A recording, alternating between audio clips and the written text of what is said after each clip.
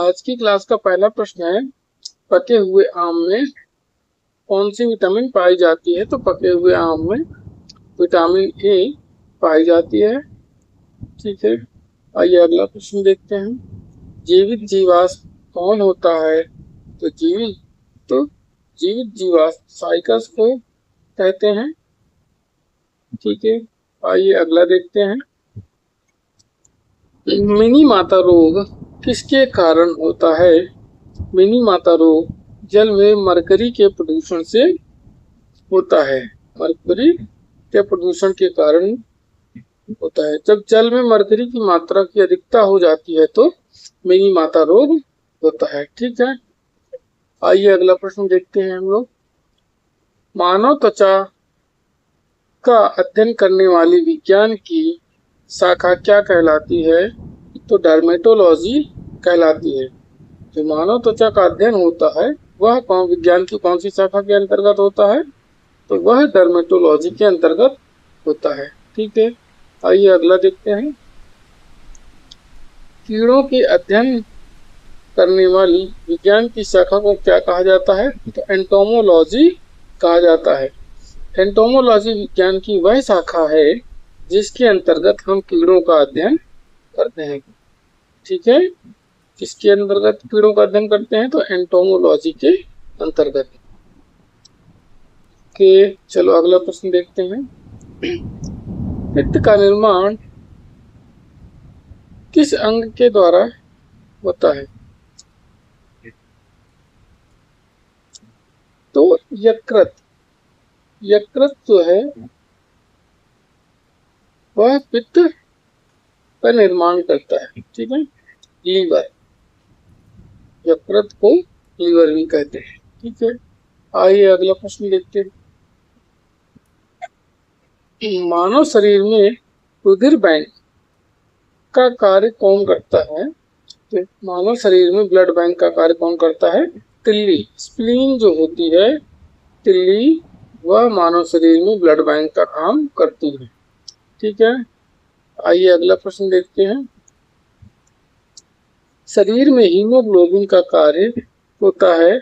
शरीर में हीमोग्लोबिन का कार्य क्या होता है? तो शरीर में जो हीमोग्लोबिन होता है वह ऑक्सीजन को ले जाने का काम करता है। ऑक्सीजन को सभी अंगों तक पहुंचाने का काम करता है हीमोग्लोबिन। तो ऑक्सीजन का परिवहन हीमोग्लोबिन का मुख्यतः कार्य होता है। ठीक है, अगला प्रश्न देखते हैं। हीमोग्लोबिन में क्या होता है? हीमोग्लोबिन में आयरन होता है। हीमोग्लोबिन में आयरन पाया जाता है। आयरन माने लोहा पाया जाता है। ठीक है, अगला प्रश्न देखते हैं। मानव शरीर में खून किसके उपस्थित होने के कारण नहीं जमता है? मानव शरीर में खून किसके उपस्थित होने के कारण नहीं जमता है? अगला इसका जवाब होगा हिपैरिन। हिपैरिन जो होता है वह खून को जमने नहीं देता है।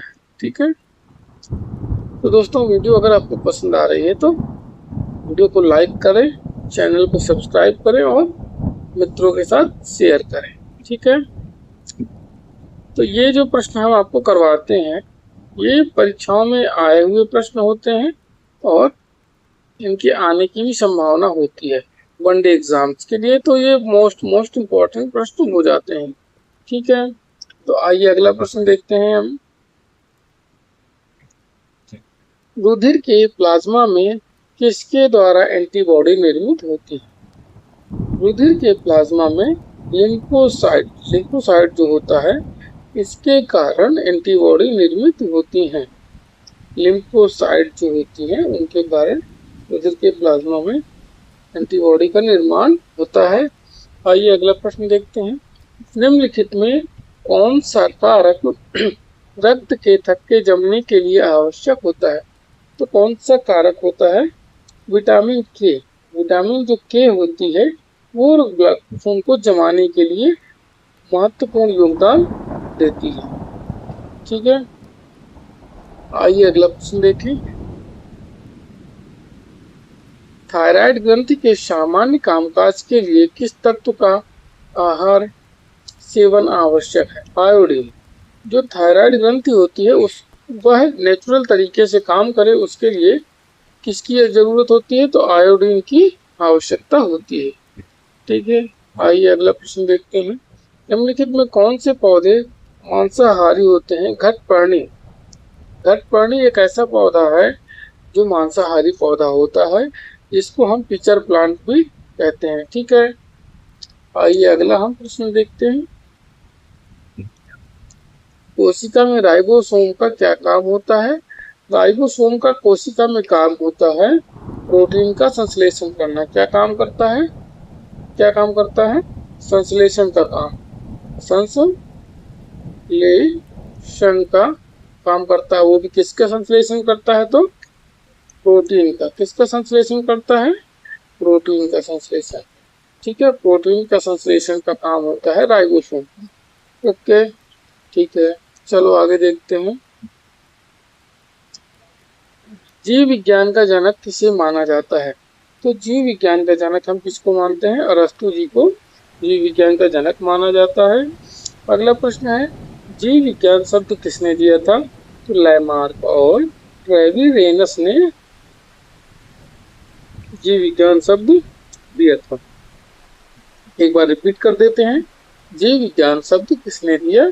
तो जीव विज्ञान शब्द लैमार्क और ट्रेविरेनस ने दिया था। किसने दिया था? लैमार्क और ट्रेविरेनस ने। ठीक है, आइए इसका अगला प्रश्न देखते हैं श्रृंखला का। माइटोकॉन्ड्रिया और क्लोरोप्लास्ट किस कोशिका के समान है? तो किसके समान है? प्रोकैरियोटिक कोशिका के समान है।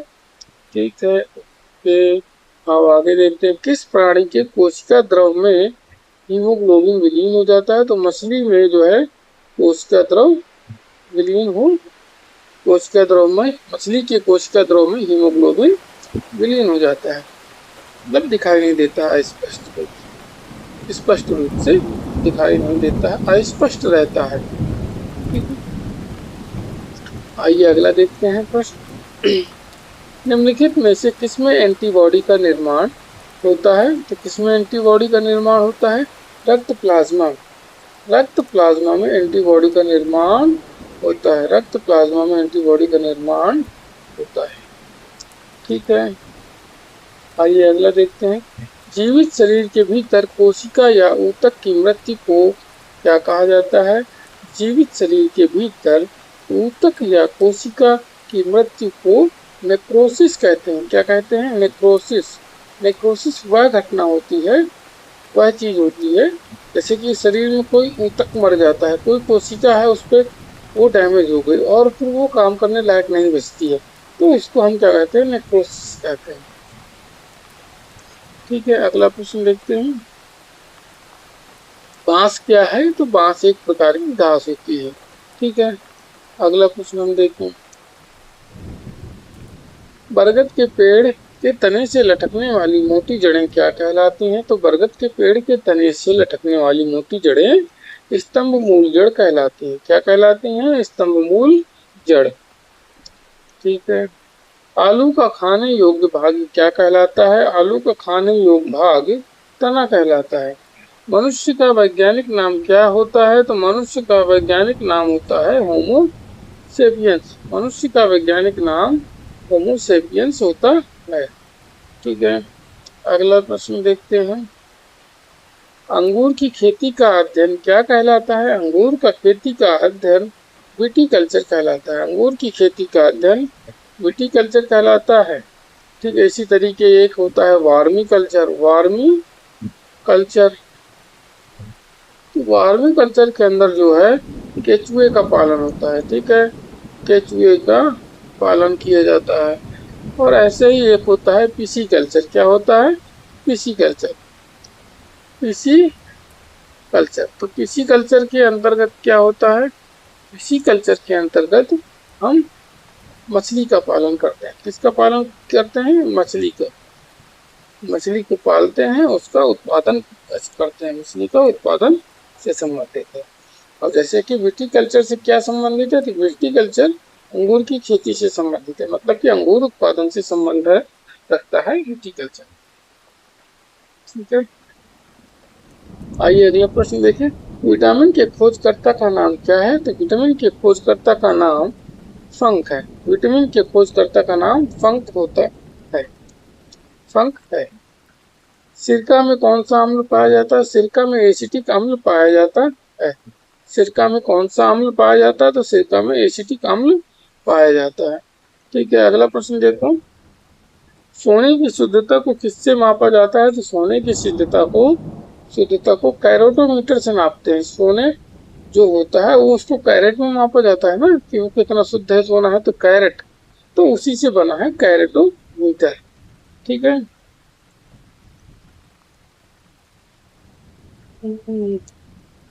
अगला प्रश्न देखते हैं।